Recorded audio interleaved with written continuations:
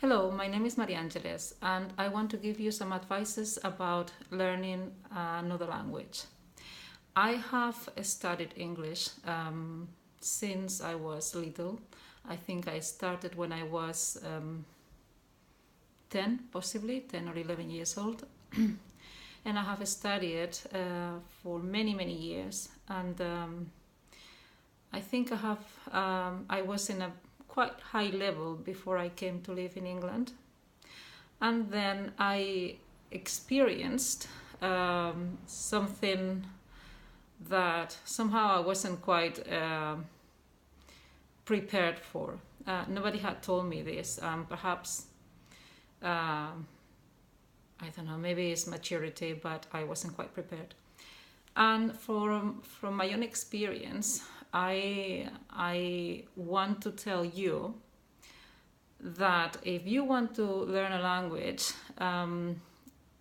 you should be trying to work on your listening skills, because people in a country there are lots of different regions with different accents, and sometimes there are words that are used in some parts of the country and not in others, for example. And maybe some of those words are not even known by the people of these other regions. So if that happens within a country, can you imagine if it is in comparison to another country, like in this case Spain and South America? So there is that, and there are the accents as well. So it is very important to listen to a variety of accents, because there are the accents of the country and the accents of the people that are not from that country. In this case, let's imagine that you want to learn Spanish and you go to Spain. And in the region that you go, obviously you will hear a particular accent more than others, yeah? But in that region, there will be people from other parts of the country too. And also there will be foreigners trying to communicate in that language. But also there could be South American people, and they have their own language as well. I mean, not their own language, their own accent, okay? So that means that if you don't expose your hearing to a variety of accents, then you will find yourself that you can understand only a particular accent and nobody else. So in my case, for example, I felt in a position once that I felt that I could speak English to a degree, but I didn't want to go back to Spain and say, I can only speak English or understand English from the south of the country, because I cannot understand the rest. This is not what I aim for. I aim to understand English in general, to be able to communicate with as many people as possible. So with Australians or Americans or Irish or anyone that speaks English, and even foreigners, because a language is a tool for communication. So it is important to have a variety. When we listen to the target language, we should listen to a variety of accents. That is one thing. Secondly, we should be exposing ourselves to a variety of contexts, or choosing a variety of topics which are different, because then we will build vocabulary around that topic. And if we have lots of different topics, then we will be able, if we can work with lots of different topics, we will be able to communicate, we will be able to speak about more things, not just one particular subject. Okay, so it is important to listen to lots of different things. Okay, listening is very important, and honestly, to go to a classroom and be twice a week for an hour or maybe more, but to listen for a little fraction of time to a tape, it doesn't do the job, okay? people should be really listening to at least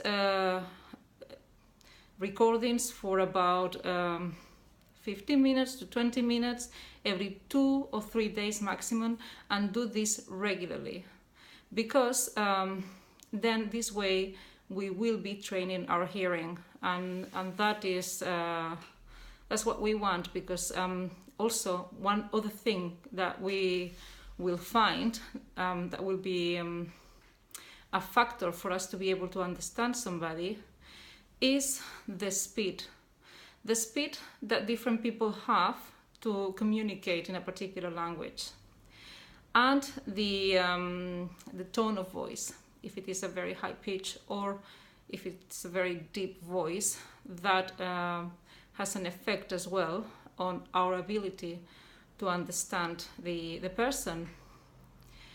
We will find that we will come across people who maybe, because of their level of education, they communicate at different levels.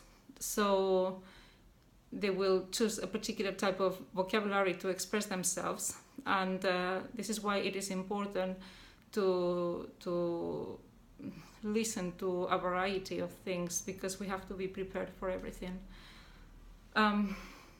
There are YouTube videos that many people have uploaded, and they cover lots of different topics, and so you can look for them. Look for the level that you think you are on. We've got the levels are they are A1 and A2 for beginners, B1, B2 for intermediate, and C1 and C2 for, well, more or less, C1, C2 for more advanced Spanish learners. Okay, so if you look for anything and you just on YouTube and add the A1 or A2 or whatever other level you think you might be on, then do a search, and there'll be things that come up, and you can look at lots of different videos and you will learn lots of things. And it's also very good because you can see images, and if you hear a sound, if you hear a particular word and you can see the image, then you can relate and perhaps remember that word a little bit better. It's much easier to start like this than just to listen to a radio, especially when you're starting from the beginner's level. Another thing is reading. Reading really is very helpful, because we get used to the style of how people express themselves, and we learn vocabulary, and we get familiar with the grammar as well. So that is also really important, and I would say that if you could do that sort of regularly as well, and you could choose something to start with that you're interested about, but choose a small article, something very, very small, so that so it doesn't seem like such a big thing, And I think Google is very good for this, because you can look for information and find small articles, and that would be quite helpful if you do it on the target language. The target language would be the language that you're trying to learn.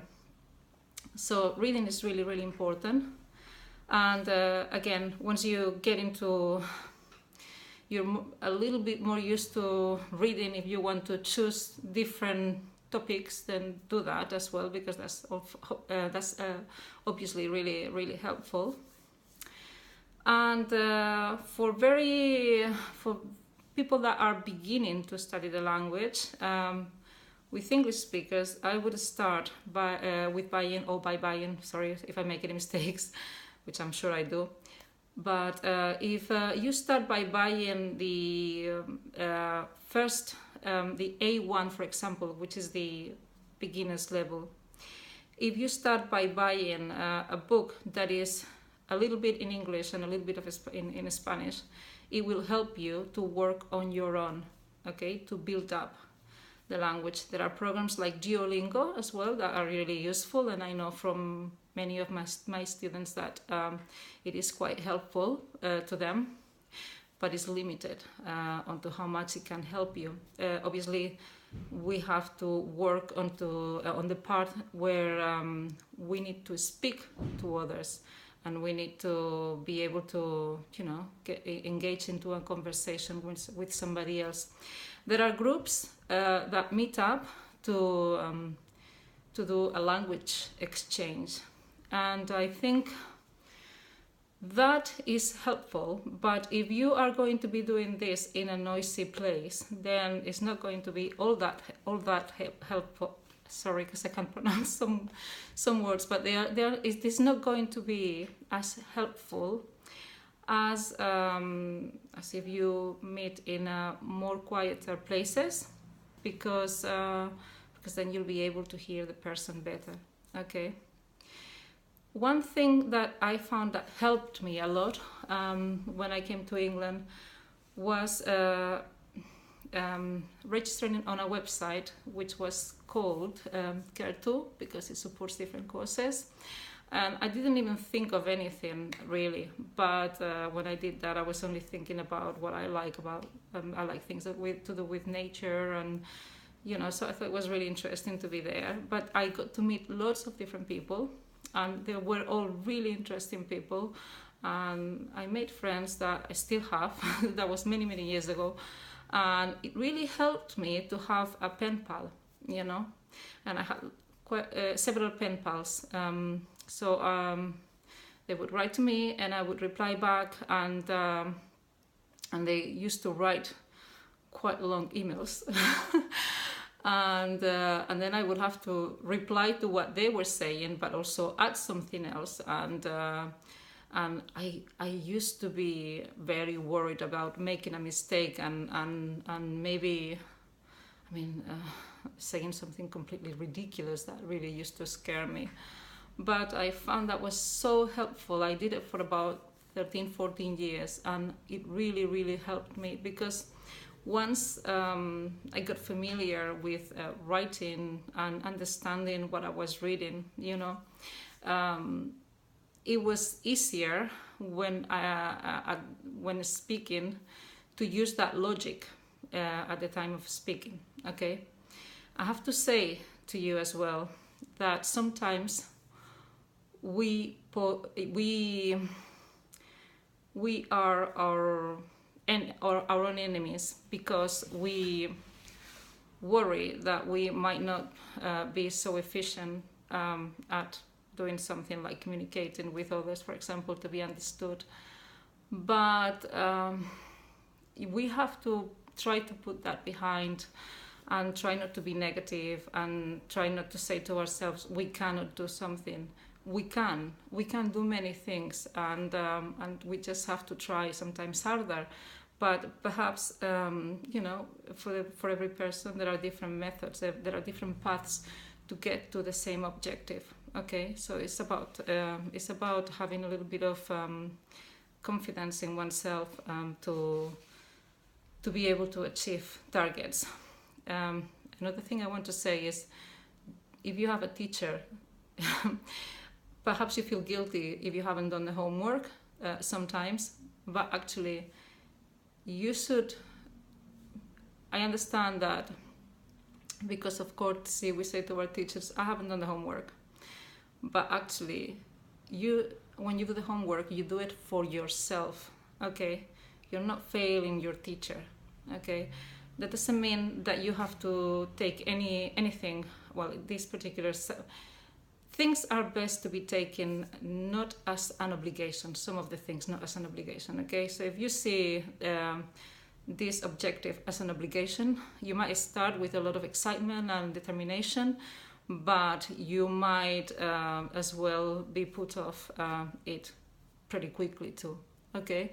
So it's better to try to keep a balance, okay? But always keep it regular and do it frequently enough so that you can progress. Another thing that happens as well is when you stop working on the language, you might forget a lot.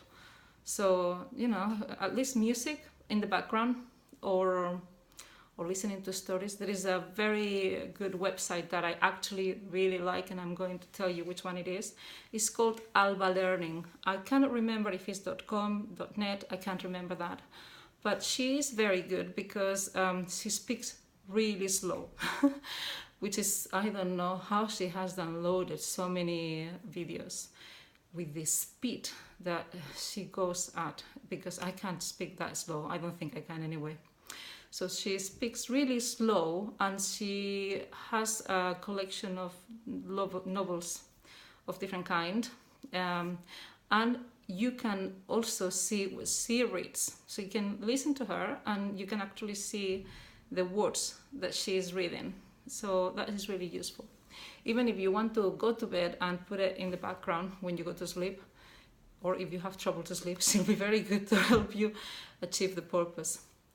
I hope all what I've said to you has been useful. And oh, one more thing before I finish the video. There's one more thing I want to tell you. You could use post-it notes around the house with the names of the objects in Spanish, because that is also a way to remember the words in Spanish, because you get to see them so many times. Those names on those objects, you see them so many times that in the end you remember them, okay? And once you do, you can take them off and put them in the bin, okay? Well, I hope this was useful, and I will be uploading more videos. Please give me a little bit of time because I'm just starting, but I'm hoping to be I'm hoping to be able to help you learn this language. Okay? Pues I hope to see you soon. Bye!